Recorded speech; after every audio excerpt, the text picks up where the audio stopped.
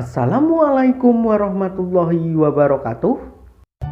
Hai anak-anak sahabat SD, sudah siap dan semangat ya untuk belajar bersama Pak Purwana? Kali ini kita telah sampai di pembelajaran yang ke-6 pada tema 4, subtema yang kedua. Sebelum kita mulai pembelajarannya, mari kita berdoa terlebih dahulu. Tujuan pembelajaran kali ini adalah sebagai berikut.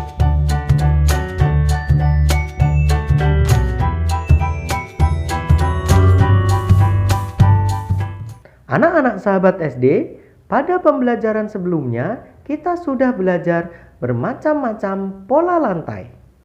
Pola lantai biasanya sesuai dengan gerakan yang menjadi ciri khas suatu tarian. Ayo kita amati gambar pola lantai dari berbagai tarian daerah berikut ini. Gambar ini merupakan tari saman. Pola lantai yang digunakan adalah garis lurus. Selanjutnya, gambar ini merupakan tari pendet. Pola lantai yang digunakan adalah garis lengkung. Selanjutnya, gambar ini merupakan tari sekapur sirih.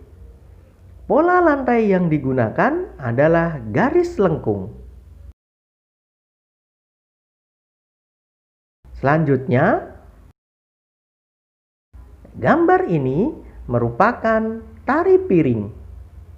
Pola lantai yang digunakan adalah garis lengkung dan membentuk lingkaran. Selanjutnya, gambar ini merupakan tari jaipong. Pola lantai yang digunakan adalah garis lurus dan zigzag.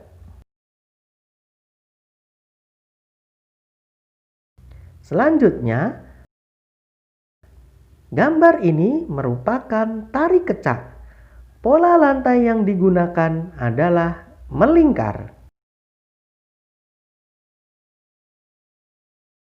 Sekarang, coba perhatikan gambar berikut ini. Kemudian, kita akan mengidentifikasi properti dan pola lantai yang digunakan pada gambar tersebut. Apa properti tari yang digunakan pada gerak 1 dan gerak 2? Properti tari yang digunakan pada gerak 1 yaitu selendang. Sedangkan properti tari yang digunakan pada gerak 2 yaitu busur panah. Apa pola lantai yang terbentuk pada gerak 1 dan gerak 2? Pola lantai yang terbentuk pada gerak 1 yaitu garis lurus horizontal. Sedangkan pola lantai yang terbentuk pada gerak 2 yaitu garis lurus diagonal dan garis lurus horizontal. Bagaimana gerakan tari yang dilakukan anak pada gambar gerak 1 dan gerak 2? Gerakan tari pada gambar 1. Posisi tubuh berlutut atau timpuh. Masing-masing ujung selendang dipegang dengan jari jempol dan jari tengah dengan posisi tangan lurus ke depan. Telapak tangan menghadap ke depan. Selanjutnya, kedua tangan digerakkan ke samping seperti gerak membuka dengan posisi badan condong ke depan. Gerak tari pada gerak 2. Posisi tubuh berdiri tegak menghadap ke kiri. Tangan kanan diarahkan lurus sambil memegang busur panah.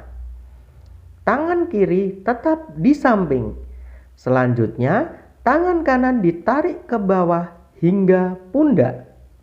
Wajah menoleh ke samping kanan dan kaki ditekuk. Nah, sekarang coba praktikkan kedua gerak pada gambar tersebut. Praktikkan secara berulang-ulang sampai kamu menguasai gerakan tersebut. Praktikkan juga dengan pola lantai yang benar. Setelah kamu bisa menguasai gerak tersebut, coba buatlah gerak tari dengan bola lantai. Kamu boleh menggunakan properti. Buatlah gerakan dengan hitungan 2 kali 8 saja. Selamat berkreasi. Anak-anak sahabat SD, pernahkah kamu diberi tugas oleh guru? Pasti pernah, bukan? Apakah kamu melaksanakan tugas yang diberikan kepadamu? Melaksanakan tugas yang diberikan kepada kita merupakan sebuah tanggung jawab. Ingatkah kalian apa itu tanggung jawab? Tanggung jawab adalah kesadaran manusia akan tingkah laku atau perbuatan yang disengaja maupun tidak disengaja. Tanggung jawab berarti berbuat sebagai perwujudan kesadaran akan kewajibannya. Tanggung jawab bisa ditunjukkan dengan beragam bentuk. Salah satunya yaitu dengan cara membuat laporan pelaksanaan tanggung jawab, atau biasa disebut dengan laporan pertanggungjawaban. Biasanya, laporan tersebut dibuat oleh seorang yang menjadi panitia suatu kegiatan. Kita pun bisa membuat sebuah laporan pertanggungjawaban sederhana atas tugas yang telah kita laksanakan. Coba perhatikan ilustrasi berikut ini. Siti dan teman-temannya mendapat tugas untuk menjadi panitia pementasan tari di sekolahnya. Setelah diskusi pembagian tugas, Siti mendapat tanggung jawab untuk menyiapkan busana tari.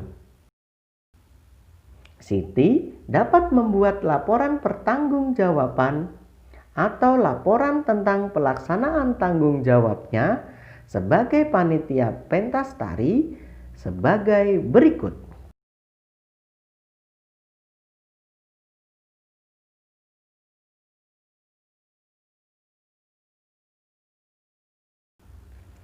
Anak-anak sahabat SD, melaksanakan tugas pasti cukup melelahkan. Untuk menghilangkan lelah dan penat setelah melaksanakan tugas, kita bisa bermain pantun sembari beristirahat. Kita bisa berbalas pantun dengan teman-teman, seperti apa yang dilakukan oleh anak-anak pada gambar berikut. Pada pembelajaran sebelumnya, kita telah membahas tentang berbalas pantun. Untuk dapat berbalas pantun dengan baik, kita juga harus dapat membuat pantun yang baik pula. Berikut ini beberapa hal yang harus diperhatikan dalam membuat pantun dan juga langkah-langkah dalam membuat pantun. Sebelum membuat pantun, kita harus memahami dahulu ciri-ciri pantun. Selanjutnya, untuk memudahkan membuat pantun, kita dapat mengikuti langkah-langkah sebagai berikut. Tentukan tema yang akan dibuat pantun. Tentukan jenis pantun yang akan dibuat. Buatlah bagian isi pantun terlebih dahulu, yaitu baris ketiga dan keempat. Buatlah bagian sampiran pantun, baris ke-1 dan kedua. Kemudian, satu hal lagi yang perlu diperhatikan dalam membuat pantun adalah bunyi akhir atau sajak pada bagian sampiran dan bagian isi, di mana bunyi akhir pada baris ke-1 sama dengan bunyi akhir pada baris ketiga, dan bunyi akhir pada baris kedua sama dengan bunyi akhir pada baris keempat, sehingga bunyi akhirnya membentuk pola sajak silang atau ABAB. Sekarang Coba kalian buatlah pantun dengan mengikuti langkah-langkah seperti di atas. Demikian pembelajaran 6 dari tema 4 subtema 2. Untuk mengukur pemahaman terhadap materi yang sudah kita bahas, kalian dapat mengerjakan latihan soal yang ada pada deskripsi video ini. Selain itu, untuk mengetahui pencapaian kompetensi dasar dalam subtema ini, kalian dapat mengerjakan penilaian harian untuk tema 4 subtema 2 yang ada pada deskripsi video ini juga. Tetap semangat, rajin belajar, rajin beribadah, jadilah generasi penerus bangsa yang cerdas, berkarakter, menyenangkan, luar biasa, hebat. Terima kasih. Wassalamualaikum warahmatullahi wabarakatuh.